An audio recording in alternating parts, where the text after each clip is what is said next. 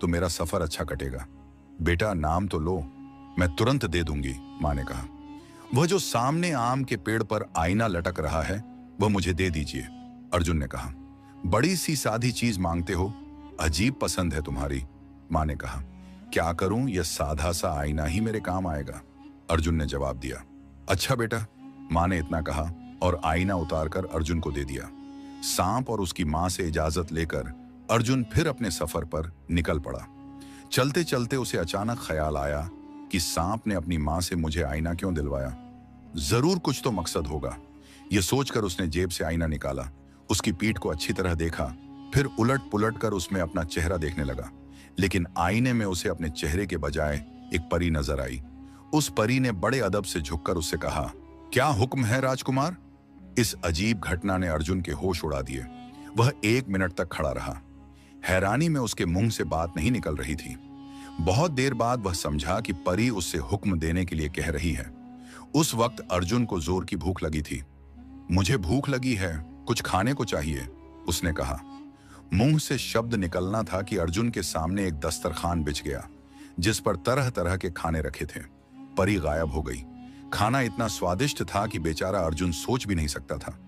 तो आईने का यह मतलब है, अर्जुन ने दिल ही दिल में कहा। यकीनन यह जादू का आईना है। उसने जेब से फिर आईना निकाला और उसमें झांका। परी फिर हाजिर हो गई और बोली, क्या हुक्म है राजकुमार।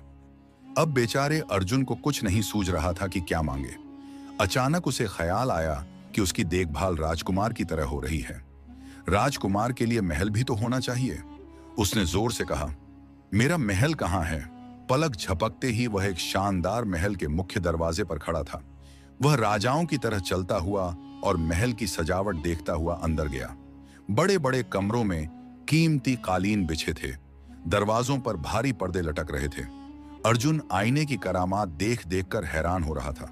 उसने दिल में कहा, इस महल में रहने के लिए मेरे साथ मेरी पत्नी का होना भी जरूरी है, और यह पत्नी अगर राजा की बेटी हो तो वाह, आईने से राजकुमारी मांगनी चाहिए। यह ख्याल आते ही अर्जुन ने आईने में झांका। परी ने हाजिर होकर पूछा, क्या हुक्म है सरकार। राजा की बेटी को यहां लेकर आओ। अर्जुन ने तुरंत हुक्म दिया। दूसरे ही पल राजकुमारी कमला उसके पास बैठी थी। अर्जुन उसे पाकर बहुत खुश हुआ और उसने उसी दिन उससे शादी कर ली। राजकुमारी कमला के इस तरह अचानक गायब हो जाने से शाही महल में बहुत हंगामा मच गया। नौकरों ने महल का कोना कोना छान मारा, मगर राजकुमारी का कहीं कुछ पता नहीं चला।